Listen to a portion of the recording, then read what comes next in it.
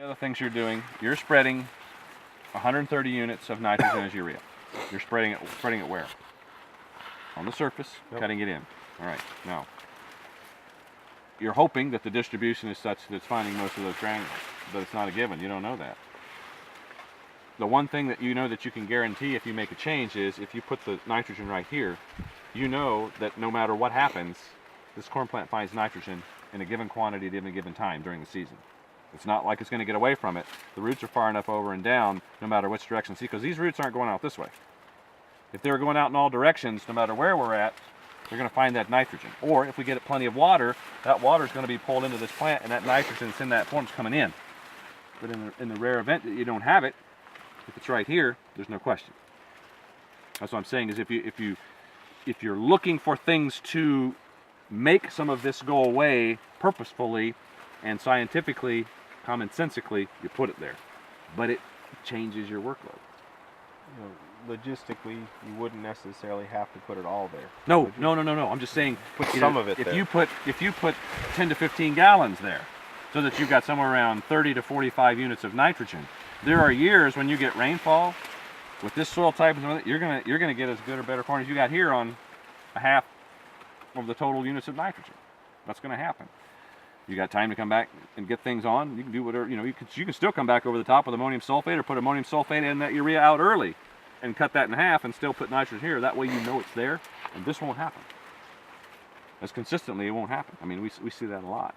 It's just that, again, that's something that I can tell you and suggest to you that you can do, but logistically it has to work within the operation. If it doesn't, then it's just more challenging. That's what I'm saying. But when you look at a year like this, when roots go down like that, they're not going out like this to collect that nitrogen. They're going down here. So as long as it's close here, it's going to find more nitrogen, and it's not going to take, you think about it, what we got here, this would roughly be, each leaf would be roughly 10 pounds short. That's the suggestion. So you're looking at these growth leaves, 1, 2, 3, 4, about 40 pounds. It's headed on 50 pounds short. It's not 50 pounds short for what you've put out here. It's the fact that it needs somewhere around 50 pounds to get the job done, and it's dry and it can't find it. So if you put 30 or 40 units here, even if you were firing, you'd only be firing for that point.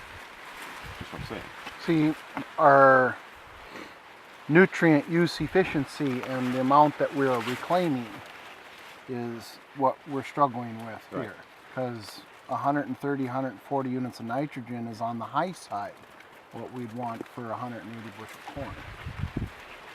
That would be a corn on corn recommendation. Corn on soybeans, if you can increase the efficiency, you're down in that 90 to 110.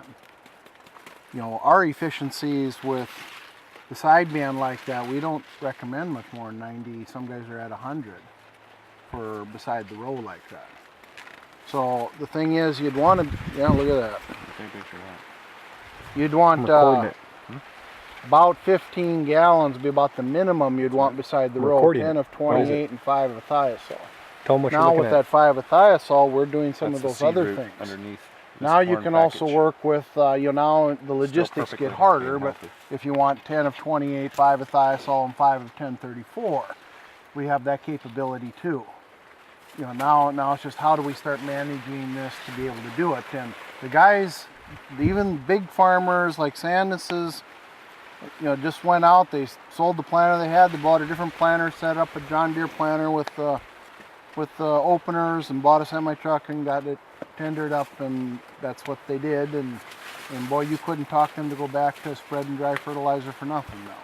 They said it was a bugger and a half to get started, but they said it's been a dream since once we did it.